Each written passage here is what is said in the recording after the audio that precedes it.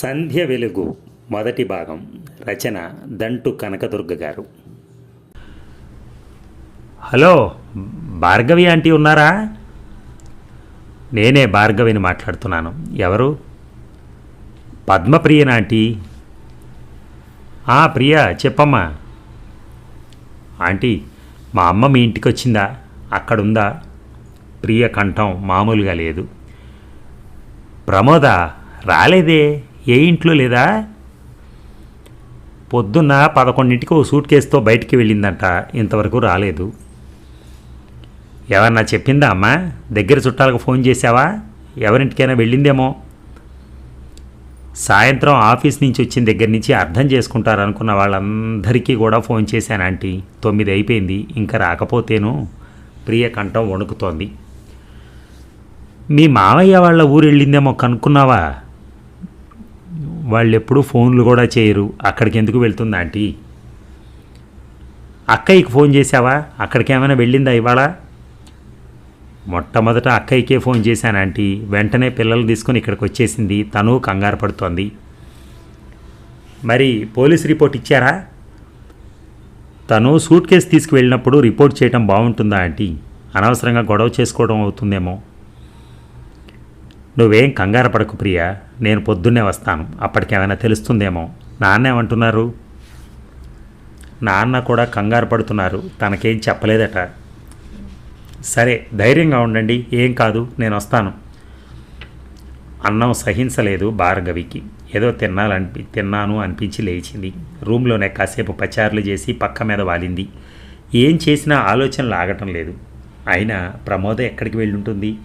Suit case తీసుకుని వెళ్ళింది అంటే ఎక్కడికి వెళ్ళాలో నిర్ణయించుకునే ఉంటుంది. కానీ చెప్పకుండా ఎందుకు వెళ్ళింది? నిద్ర పట్టకుండా అటు ఇటు దొర్లుతున్న భార్గవికి తమ స్నేహం, కలిసి చేసిన ఉద్యోగం రోజులు గుర్తొచ్చాయి. భార్గవి, ప్రమోద 30 ఏళ్లు కలిసి టీచర్గా ఒకే హై స్కూల్లో పనిచేశారు. భార్గవి బీఎస్సీ అయిన వెంటనే బీఎడ్ చేసి గవర్నమెంట్ స్కూల్లో సైన్స్ టీచర్గా చేరిపోయింది. 4 కూతుళ్లలో చివరిదైన భార్గవిని అంతకంటే చదివించలేకపోయారు తండ్రి సీతారామయ్య. అయితే అప్పుడే రిటైర్ అవడంతో వచ్చిన పీఎఫ్, గ్రాట్యుటీ డబ్బులతో కట్నం, ఖర్చులు పెట్టి బ్యాంకులో క్లర్క్గా పనిచేస్తున్న రాధాకృష్ణకిచ్చి పెళ్లి జరిపించారు. భార్గవి చేరిన 6 ఏళ్లకి అదే హై స్కూల్లో సోషల్ స్టడీస్ టీచర్గా చేరింది ప్రమోద. డిగ్రీ అయిన వెంటనే పెళ్లి చేద్దామనే ఉద్దేశంతో పై చదువులు వద్దన్నాడు తండ్రి భానుమూర్తి. అయితే ఏడాది పాటు పెళ్లి కుదరకపోవడంతో విసుగు పుట్టి ఎంఏ ఫిలాసఫీలో చేరింది ప్రమోద. ఆమె తర్వాత 2 తమ్ముళ్ళు చదువుకుంటూ ఉండడంతో తల్లిదండ్రులు దిగులు పడ్డారు, పెళ్లి లేట్ అవుతుందేమో అని. కానీ ఎంఏ ఫైనల్ పరీక్ష అవగానే పెళ్లి కుదిరింది ప్రమోదకి. గవర్నమెంట్ ఉద్యోగస్తుడు దొరికాడని సంతోషించారు తల్లిదండ్రులు. వాళ్ళ దిగులు తీరింది కదా అని ఆనందించింది ప్రమోద. అయితే పెళ్ళవగానే ఆమె కూడా ఉద్యోగం చేస్తే బాగుంటుందని అత్తగారు వాళ్ళు అనడంతో 6 నెలల ఉద్యోగ వేటలో గడిపింది. ఎంత ప్రయత్నించినా బ్యాంకుల్లో దొరకలేదు. ఎంఏ క్వాలిఫికేషన్తో డిగ్రీ కాలేజీలో చేరదామనుకున్నా బీఏలో ఫిలాసఫీ సబ్జెక్టు ఆ కాలేజీల్లో లేక లెక్చరర్ ఉద్యోగం దొరకలేదు. అప్పుడు బీఎడ్ చేసింది. పీజీ డిగ్రీ టీచర్ ఉద్యోగానికి పనికొచ్చింది. ముంబై 30 మందిలో తానొక్కరితే పోస్ట్ గ్రాడ్యుయేట్ అవడంతో సెలెక్ట్ అయింది. అలా భార్గవితో పాటు టీచర్ అయింది. మనస్తత్వాలు కలవటంతో ఒక్క ఏడాదిలోనే చాలా దగ్గర స్నేహితులు అయిపోయారు. 30 ఏళ్ళు ఎలా గడిచాయో ఇద్దరికీ ఆశ్చర్యంగానే ఉంటుంది. 4 ఏళ్ల కిందట భార్గవి సడన్గా హార్ట్అటాక్తో పోయినప్పుడు ఆమె అక్కలు చుట్టపుచూపుగా వచ్చి వెళ్ళిపోయారు. పెళ్ళిళ్ళు అయిపోయిన భార్గవి కూతుళ్ళిద్దరూ 20 రోజులుండి వెళ్ళిపోయారు. ఆ పరిస్థితిలో అందరూ వెళ్ళిపోయాక తను కూడా సెలవు పెట్టి 1 నెల రోజులు భార్గవితోనే ఉండిపోయింది ప్రమోద. వాళ్ళ ఇంట్లో ఇబ్బంది అవుతుందేమో అంటే కూడా తన అత్తగారు కష్టపడకుండా ఒక వంట మనిషిని పెట్టి తాను భార్గవి ఇంట్లోనే ఉండిపోయింది. భర్త, కొడుకు, కోడలు, 2 మనుమలు, పెళ్లిగాని కూతురు అందరినీ వదిలొచ్చి తన కోసం తాపత్రయపడిన ప్రమోద స్నేహంలో త్వరగానే కోలుకుంది భార్గవి. 1 నెల 15 రోజుల తర్వాత స్కూల్కి వెళ్ళిన భార్గవిని కంటికి రెప్పలాగా చూసింది. ఎంతో అభిమానంగా. ఇద్దరికి తనే లంచ్ తెచ్చేది. అప్పటి నుంచి రిటైర్ అయ్యేదాకా రాధాకృష్ణ సంవత్సరీకం వరకు స్కూలు అయిపోగానే తను భార్గవి ఇంటికొచ్చి కాసేపు కూర్చుని రాత్రికి ఏం తినాలో చెప్పి చేసి పెట్టి వెళ్ళేది. అలసిపోతావని భార్గవి వారించబోయేది, అయినా వినిపించుకోదు ప్రమోద. మారిన పరిస్థితికి భార్గవి పూర్తిగా సమాధానపడింది అన్న నమ్మకం వచ్చాకే వదిలింది. సంవత్సరీకాలు అయిపోయాక ఇంటి దగ్గర ఒక చిన్న పోర్షన్ ఉందని తెలిసి అక్కడికి మారమని భార్గవిని బలవంత పెట్టింది ప్రమోద. కానీ భర్తతో తన వైవాహిక జీవితం అంతా గడిపిన ఆ ఇల్లు వదిలి వెళ్ళటానికి ఇష్టపడలేదు భార్గవి. ఉద్యోగం పర్మనెంట్ కాగానే బ్యాంకు నుంచి లోన్ తీసుకుని తండ్రి కొన్న స్థలంలో చిన్న ఇల్లు కట్టాడు రాధాకృష్ణ. ముందు వెనక స్థలం వదిలి ఎంతో అందంగా 2 బెడ్రూముల ఇల్లు అమర్చుకున్నాడు. ఆ ఇల్లు కట్టిన సంవత్సరానికి కొత్త పెళ్లి కూతురుగా భార్గవి అడుగుపెట్టింది. భర్త, అత్తగారు, మామగారు ప్రేమగా ఆదరించడంతో ఆ ఇంటికి మనసా వాచ కర్మణ అంకితమైపోయింది. ఆమె ఆనందకరమైనటువంటి వైవాహిక జీవితం, 2 ఆడపిల్లలతో తృప్తికరమైన మాతృత్వం, పిల్లలు పెరగటం, వారిద్దరి పెళ్ళిళ్ళు అన్నీ అక్కడే జరిగిపోయాయి. అందరూ మ్యారేజ్ హాల్స్ తీసుకుంటున్న రాధాకృష్ణ మాత్రం 2 కూతుళ్ల పెళ్ళిళ్ళకి డాబా మీద పందిరి వేసి పెళ్లి చేసి పక్కనే ఉన్న పెద్ద ఖాళీ స్థలంలో భోజనాలు ఏర్పాటు చేశాడు. అన్ని అనుభవాలతో ముడిపడి ఉన్న ఇల్లు వదిలి కొత్త చోట ఉండటమే అనుకుంది భార్గవి. అందుకే ప్రాణ స్నేహితురాలు ప్రమోద బలవంత పెట్టినా తాను ఇల్లు మారడానికి ఒప్పుకోలేదు. నిజంగా 60 ఏళ్ళు అన్నది జీవితంలో ముఖ్యమైన మైలురాయి. ముందు ఎంత భవిష్యత్తు ఉందో తెలియదు, కానీ నెమరు వేసుకోవడానికి 50 ఏళ్ల అనుభవాలుంటాయి. సుఖం, దుఃఖం, సంతోషం, బాధ మనవే కాక కుటుంబ సభ్యుల అనుభవాలు, వారితో పంచుకున్న అనుభూతులు అవి చాలవా మిగిలిన జీవితం కష్టమైన ఇంట్లో గడపడానికి అనుకుంది భార్గవి. నిద్రపట్టని భార్గవికి ప్రమోదతోటి స్నేహంతో పాటు తన జీవితం కూడా కళ్ళ ముందుకొచ్చింది. ప్రమోద గురించిన ఆలోచనలతో దొర్లి ఎప్పుడు నిద్రపోయిందో తెలియదు. బెల్లు మోగటం, పాలమ్మ అని రంగడు కిటికీ దగ్గరికి వచ్చి అరవటంతో మెలకు వచ్చింది భార్గవికి. అమ్మ ఇంకా లేవలేదా? ఒంట్లో బాగుందా? ఇవాళ ముగ్గు వేయలేదుగా ఇంకా? కిటికీ దగ్గర నుంచి అడిగాడు. పక్క మీద నుంచి లేచి కిటికీ దగ్గరికి వెళ్ళింది భార్గవి. బాగానే ఉంది రంగా, లేటుగా పడుకున్నాను, అందుకే ఇప్పుడే లేస్తున్నాను. పాలు తీసుకోండమ్మా అంటూ గేటు తీసుకుని వెళ్ళిపోయాడు రంగడు. అతను 20 ఏళ్ల నుంచి పాల ప్యాకెట్లు సప్లై చేస్తున్నాడు ఆ కాలనీలో. అతని పిల్లల ముగ్గురికి 10th పాస్ అయ్యేదాకా సాయంత్రాలు పాఠాలు చెప్పింది భార్గవి. ట్యూషన్ ఫీజు అని ఇవ్వబోయినా ఎప్పుడూ అతని దగ్గర డబ్బులు తీసుకోలేదు భార్గవి. అందుకే అతని కుటుంబం చాలా అభిమానంగా ఉంటారు. ఏ అవసరం ఉన్నా పరిగెత్తుకుని వస్తారు అతను 3 కొడుకులు. గబగబా తయారై 9 బ్రేక్ఫాస్ట్ చేసి ప్రమోద ఇంటికి వెళ్ళింది భార్గవి. బయట తలుపు దగ్గరికి వేసింది. తోసుకుని లోపలికి వెళ్ళింది. 2 ఆంటీ పద్మప్రియ, కృష్ణప్రియ లేచి వచ్చారు. లోపలికి వస్తున్న భార్గవని చూసి 3 కూర్చున్నారు. ఎలా ఉన్నారమ్మా? ఇద్దరికి కళ్ళల్లో నీళ్లు వచ్చాయి. సమాధానం చెప్పలేకపోయారు. మళ్ళీ భార్గవే మాట్లాడింది. నాన్నేరమ్మా. వాళ్ళ ఫ్రెండ్ ఒక ఆయన సీరియస్గా ఉన్నారట ఆంటీ, త్వరగానే వస్తానని చెప్పి హాస్పిటల్కి వెళ్ళారు. ఇప్పుడు చెప్పండి అమ్మ, ఇదివరకు ఎవరింట్లో అయినా ఎప్పుడైనా ఉందా? ఇక్కడ కాక అసలు ఎక్కడెక్కడికి వెళ్ళుండేది? మీ మావయ్యలు, చుట్టాలు అలా. ప్రమోద పెద్ద కూతురు కృష్ణప్రియ మాట్లాడింది. ఫంక్షన్లు ఏమైనా అయితే 1-2 రోజులు తప్ప ఎక్కడ ఎప్పుడూ లేదా ఆంటీ. 1.5 ఏడాది కింద విషయం మీకు తెలిసే ఉంటుంది. ఒక ఆశ్రమంలో 15 రోజులుంది. ఆశ్రమంలోనా? నాకు తెలియదే. పైగా ప్రమోద ఎప్పుడు నాతో ఈ విషయం చెప్పలేదు. మీరప్పుడు ఊరెళ్ళారా ఆంటీ? మీ అమ్మాయి దగ్గరికి వెళ్ళారట. అవునవును, అప్పుడు మా చిన్న పాపకి కొడుకు పుట్టాడు. 2 నెలలు లేను. కానీ ప్రమోద నాకేం చెప్పలేదే. ఏమైందప్పుడు? ఆశ్చర్యంగా అడిగింది భార్గవి. అమ్మకి టైఫాయిడ్ వచ్చింది ఆంటీ. వాళ్ళ ఫ్రెండ్స్తో పాటు నాన్నేమో 1 నెల బదిరీ యాత్రకు వెళ్ళారు. ప్రియకేమో ఆఫీస్ ఉంది కదా. అప్పుడే మా పిల్లల యాన్యువల్ ఎగ్జామ్స్ జరిగాయి. వాళ్ళ స్కూలు ఇక్కడికి దూరం కదా. అన్నయ్యకి ముంబైలో ఇళ్ళు ఎలా ఉంటాయో తెలుసు కదా. పైగా వదిన కూడా ఉద్యోగస్తురాలు. అమ్మని చూసుకోవడానికి ఇక్కడ ఇంట్లో ఎవరూ లేరని ఇక్కడికి 20 కిలోమీటర్ల దూరంలో ఒక ఓల్డేజ్ కమ్ ఆర్ఫనైజ్లో చేర్పించాం. నాన్న వచ్చేదాకా 15 రోజులు ఉంది అక్కడ. అపరాధం చేసినట్టు ఆగి ఆమె చెప్పిన విషయాలు విని భార్గవి నిర్ఘాంతపోయింది. ఇంత జరిగినా తనతో మాట మాత్రం అనలేదు ప్రమోద. అభిమానపడి ఉంటుందా? అప్పుడు తను ఏమిటి ఇంత చిక్కిపోయావు అంటే నీ మీద దిగులుతో 2 నెలలు వదిలేసావు నన్ను అంది. ఇందరం ఉండి ఇంట్లో బాగులేని దాన్ని ఓల్డేజ్ హోమ్కి పంపించారా? కృష్ణ, నీకు 15 ఏళ్ల వరకు సీజన్ మారినప్పుడల్లా జ్వరం వచ్చేది. పగల ఉద్యోగం, రాత్రి నిన్ను చూసుకోవటం ఎంత కష్టపడిందో తెలుసా అమ్మా? తల వంచుకుంది కృష్ణప్రియ ఏం మాట్లాడకుండా. ప్రియా, నీకు మొన్నటిదాకా నెలసరి వచ్చినప్పుడల్లా గిలగిల్లాడేదానివి కదా, నీకోసం ఆ 3 రోజులు భోజనం లేకుండా ఇంటర్వెల్లో నిన్ను చూడటానికి ఇంటికి వచ్చేది గుర్తుందా? తనకు బాగా లేకపోతే ఓ 15 రోజులు సెలవు పెట్టలేకపోయావా? ఈ రిసెషన్ టైంలో ఏ కంపెనీ సెలవులు ఇస్తుందా ఆంటీ? ఉద్యోగం పోతుంది. అమ్మ కంటే ఉద్యోగం ఎక్కువ ప్రియా. ఈ టైంలో ఉద్యోగం దొరకటం ఎంత కష్టం ఆంటీ. మనస్సుకి మనకున్న చిన్న చిన్న ఇబ్బందుల కోసం ఎప్పటికీ చేయాల్సిన ఉద్యోగం వదులుకుంటే కష్టం కదా. ఇంకేమీ బాధించదలుచుకోలేదు భార్గవి. జీవితం అంతా తన కష్టార్జితం వాళ్ళకే ఖర్చు చేసి 24 గంటలు సేవ చేసిన అమ్మకి, 60వ పడిలో పడిన అమ్మకి టైఫాయిడ్ రావటం చిన్న విషయం. 3 పిల్లల్లో ఎవరూ తల్లి కోసం తమ సమయం పెట్టలేరన్నమాట.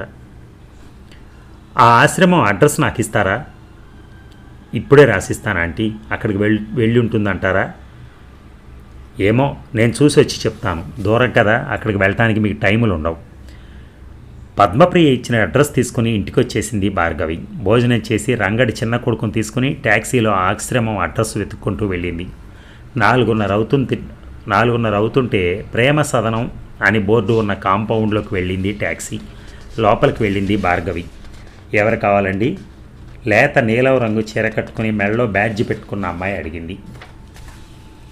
అమ్మా, ప్రమోద అని రిటైర్డ్ టీచర్ ఎవరైనా వచ్చారా ఇక్కడికి? నిన్ననే వచ్చారు. Room number 17. ఇలా రైట్కి వెళ్ళండి. Last but 1 room. ఇక ఆగలేనట్టు గబగబా నడిచింది భార్గవి. పొడుగాటి వరండాలో త్వరగా నడవడంతో కొంచెం ఆయాసం వచ్చింది. ఒక్కసారి గట్టిగా గాలి పీల్చి వదిలింది. గుండె చెక్క పట్టుకుని తలుపు తట్టింది. తలుపు తెరుచుకుంది. ఎదురుగా ప్రమోద. లోపలికి రా భార్గవి. కూర్చున్నారిద్దరు. ఇదేమిటి ప్రమోద, నేను చచ్చిపోయాననుకున్నావా? భార్గవి గొంతులో కదలాడిన ఆవేదన అర్థం చేసుకున్నట్టు ఆమె చేతులు పట్టుకుంది ప్రమోద. అవే మాటలు వారించింది. మరేమిటి చెప్పు. నీకు ఇంట్లో ఉండాలని లేకపోతే నా దగ్గరికి రావచ్చు కదా. ఎవ్వరూ లేని దానిలో ఇక్కడికి రావడం ఏంటి? మా ఇంటి నుంచి మీ ఇంటికి వస్తే వాళ్ళందరికీ నువ్వు శత్రువు కావా? నాకు నువ్వెక్కువ వాళ్ళు ఎక్కువ. అయినా ఈ నిర్ణయం ఎందుకు తీసుకున్నావు అసలు నువ్వు? 5 నిమిషాలు మౌనంగా ఉండిపోయింది ప్రమోద. తర్వాత మెల్లగా మాట్లాడింది. భార్గవి, నాకు నీకంటే ఆత్మీయులు ఎవరున్నారు చెప్పు. కానీ రిటైర్ అయిన తర్వాత ఈ 2 ఏళ్ల బాధ నీతో చెప్పుకోవటానికి, అసలు దానిని నాలో నేను అనుకోవటానికే ఇష్టం అనిపించడం లేదు. చెప్పటానికి కానీ అనుకోవటానికి కూడా. మనం ముసలి వాళ్ళమై రిసీవింగ్ ఎండ్లో ఉన్నప్పుడే మనం నిజంగా ఎంత అదృష్టవంతులమో తెలుస్తుంది. అన్ని రకాల సేవలు చేస్తూ మనం ఏమీ అడగనంత కాలం అన్నీ బాగానే ఉంటాయి. మనకేదైనా అవసరం వచ్చినప్పుడే కుటుంబ సభ్యుల అసలు రంగులు బయటపడతాయి. మనం ఎన్ని వేల సార్లు వండి పెట్టామో, 100 సార్లు తినిపించామో గుర్తుండకపోవచ్చు. సెలవు రోజుల్లో ఇంట్లో ఉన్నప్పుడు కూడా అమ్మా నువ్వు తిన్నావా అని అడిగే టైం కూడా లేదు పిల్లలకి. ప్రమోద పిల్లలు ఆమెను ఆశ్రమంలో ఉంచడానికి తమ కారణాలు ఎలా సమర్థించుకున్నారో విన్నాక ఇదేమీ ఆశ్చర్యం అనిపించలేదు భార్గవికి. మౌనంగా వింది. మళ్ళీ ప్రమోదే మాట్లాడింది. భార్య సంపాదన తన వాళ్ళ అవసరాలు తీర్చుకోవడానికే అనుకునే భర్తలు, తల్లి ఉన్నది తమకి అన్నీ అమర్చడానికే అనుకునే పిల్లలు, భార్యలు వచ్చాక తల్లిదండ్రులను పట్టించుకోని కొడుకులు, కొడుకులతో సమానంగా పెంచి చదువులు చెప్పించిన పుట్టింటి వాళ్ళ బాధ్యత తమది కాదనుకునే కూతుళ్ళు, ఎవరి కోసం మనం ఈ జీవితం అంతా తాపత్రయపడుతున్నాం భార్గవి? ఆమె కంఠంలోని ఆవేదన భార్గవి మనసును కలిచివేసింది. అయినా తను ఆమె విచారాన్ని పెంచకూడదు అనుకుంది. అనునయంగా అంది. మరీ అలా బాధపడకు ప్రమోద. పొద్దున నిన్ను తలుచుకున్నప్పుడు కళ్ళనీళ్లు పెట్టుకున్నారు నీ కూతుళ్ళు. కానీ ఇల్లు వదిలి ఇలా ఉండడం ఎందుకు చెప్పు? నీకు ఇష్టం లేని పనులు మానేసి హాయిగా ఇంట్లో ఉండాలి. నీ పెన్షన్ నీకు వస్తోంది కదా. భార్గవి, డబ్బొక్కటే కాదు కదా మనని సంతోషపెట్టేది. మనకు వాళ్ళ పట్ల ఉన్న ప్రేమలో పావలా వంతైనా వాళ్ళకి మన మీద ఉండాలి కదా. అవునన్నట్టుగా తల ఊపింది భార్గవి. నీకు తెలుసు కదా, మా ఆడపడుచు పిల్లలు 3 మగపిల్లల్ని హై స్కూల్ చదువులకి మా ఇంట్లో పెట్టారు మా ఆయన. పరాయి పిల్లల్ని పెట్టుకోవడం ఎంత బాధ్యత, పెరుగుతున్న మగపిల్లలకి ఎంత చేయాల్సి వస్తుంది. ఏళ్ల తరబడి వాళ్ళ బాధ్యతలు పంచుకునే మనుషుల పట్ల ఏ భావం ఉండాలి? అన్నయ్య గారు ఏమైనా అన్నారా? ఏమీ అనరు భార్గవి. మన జీతాలు ఇంటికే ఖర్చు పెట్టి చాకరీ చేస్తున్నంతకాలం ఏమీ అనరు. నా డబ్బుతోనే నా వాళ్ళ అవసరాలు తీరుస్తానంటేనే కష్టం. ఏం జరిగింది ప్రమోద? తన భర్త గురించి మొదటిసారి మాట్లాడిన ప్రమోదను ఆశ్చర్యంగా చూసింది. మా అమ్మకి 3 ఏళ్ల క్రితం క్యాన్సర్ వచ్చింది తెలుసు కదా. ఆపరేషన్ చేయించేటప్పటికే మా తమ్ముళ్ళకి చాలా అనిపించింది. చచ్చిపోయే తల్లి మీద 1,00,000 కంటే ఎక్కువ ఎందుకని. జబ్బు రికవర్ అయినప్పుడు ఇంకా రాలేదు వాళ్ళు. మా పక్కింటి వాళ్ళు ఫోన్ చేస్తే వెళ్ళి చూసేటప్పటికి తన పరిస్థితి దయనీయంగా ఉంది. స్నానం చేయించేవాళ్ళు లేరు, దుప్పటి మార్చేవాళ్ళు లేరు. వెంటనే నేను తీసుకుని వెళ్ళాను. ఇక్కడ ఆసుపత్రిలో చేర్పించాను. సరిగ్గా అప్పుడే నేను వేసిన చిట్టి అయిపోయి 1,50,000 రూపాయలు వచ్చాయి. ఆ డబ్బు మా అమ్మ కోసం ఖర్చు పెట్టాను. అందుకు మా వారు 2 నెలలు నాతో మాట్లాడలేదు. మా అబ్బాయి అప్పుడే ఎంటెక్ చేయడానికి బాంబే వెళ్ళాడు. ఆ చిట్టి డబ్బులు వాడి చదువుకి ఇద్దామనుకున్నారట మావారు. నువ్వు చెప్పు భార్గవి, కన్నతల్లిని జబ్బుతో వదిలేసి నా స్వార్థం నేను చూసుకుంటే ఆ గిల్టీ ఫీలింగ్ నన్ను జీవితాంతం పట్టి పీడించదా? నా కొడుకు వచ్చే ఏడాదైనా చదువుకోవచ్చు. దిక్కు లేకుండా అమ్మ అలా మంచంలో పడున్న దృశ్యం గుర్తొస్తే నేను మాత్రం అన్నం తిని నీళ్లు తాగలనా చెప్పు? మనుషుల విలువలు మారిపోయాయి ప్రమోద. మనం ఫీల్ అయినట్టు ఇప్పటి తరం వాళ్ళు ఫీల్ అవ్వటం లేదు. మన తరం వారే మన భర్తలు ఎలా ఉన్నారు? మా అత్తగారికి పక్షవాతం వచ్చినప్పుడు ఊళ్ళో సరైన ట్రీట్మెంట్ ఏదని ఇక్కడికి తీసుకొస్తే ఆవిడికి సేవ చేయలేదా? కనీసం మన యాన్యువల్ ఎగ్జామ్స్ అప్పుడు 15 రోజులు మా ఇంటి దగ్గరే ఉన్న పెద్దత్తయ్య గారి ఇంట్లో ఉంచమంటే కూడా వినలేదు ఆయన. పైగా డాటర్ ఇన్లా అంటే చట్టబద్ధంగా కూతురైన వాళ్ళకే బాధ్యత ఉంటుందని లెక్చర్ ఇచ్చారు. మరి మా అమ్మకి తను సనిన్లాగా ఉండద్దా? ధర్మబద్ధంగా కొడుకైన వాడు తన డబ్బు ఖర్చు పెట్టకపోగా నా డబ్బు ఖర్చు పెడితే కోపగించడం ఏం ధర్మం, ఏం న్యాయం? ఇంట్లో బయట గాడిద చాకరీ చేసే బాధ్యతే కానీ నా సంపాదన పైన కొంచెం ఖర్చు పెట్టుకునే హక్కు అయినా నాకు లేదా? ఇన్ని విషయాల్లో ఎంత విసిగిపోయి ఉంటే ప్రమోద లాంటి సున్నిత మనస్కురాలికి అంత విరక్తి వచ్చి ఉంటుంది అనిపించింది భార్గవికి. తను అడుగుదామనుకున్న ప్రశ్న గుర్తుకొచ్చింది. ప్రమోద, ఇంతకీ ఇప్పుడు నువ్వెందుకు యాత్రకు వెళ్ళలేదు? తర్వాత కదా నీకు జ్వరం వచ్చింది. మా అమ్మ జబ్బు మీద నా డబ్బు ఖర్చు పెట్టినప్పటి నుంచి మా వారు నీ డబ్బు నా డబ్బు అని మాట్లాడటం మొదలుపెట్టారు. యాత్రి టికెట్టు 20,000, అందుకు నేను రానని చెప్పాను. అయినా మనిషిగా చూడలేనప్పుడు ఎన్ని యాత్రలు చేస్తే ఏం లాభం? ఆమె కంఠంలో నిర్లిప్తత. అయినా అప్పుడు ఈ ఆశ్రమానికి పంపి చాలా మేలు చేశారు ఆయన, నా కుటుంబ సభ్యులు కూడా. జ్వరం వచ్చిన నన్ను తీసుకెళ్తానని నా పెద్ద కూతురు అంటే మా అల్లుడు ఈ సలహా చెప్పాట.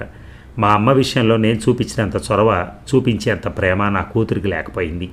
వాళ్ళ ఆయన గొప్ప సలహా ఇచ్చాడని, తన దిగులు తీరిపోయిందని అంది. నిర్వేదంగా చెప్పిన ప్రమోదను జాలిగా చూసింది. మరి ఈ భాగం ఇంతటితో ఆపేద్దాం. మళ్ళీ 1 గంటన్నరలో మీ ముందుంటాను దీని 2వ భాగంతో. Thank you. మీకు కనుక మా ఛానల్ నచ్చినట్టయితే మా ఛానల్ని సబ్స్క్రైబ్ చేయండి, ఫాలో కండి. Thank you.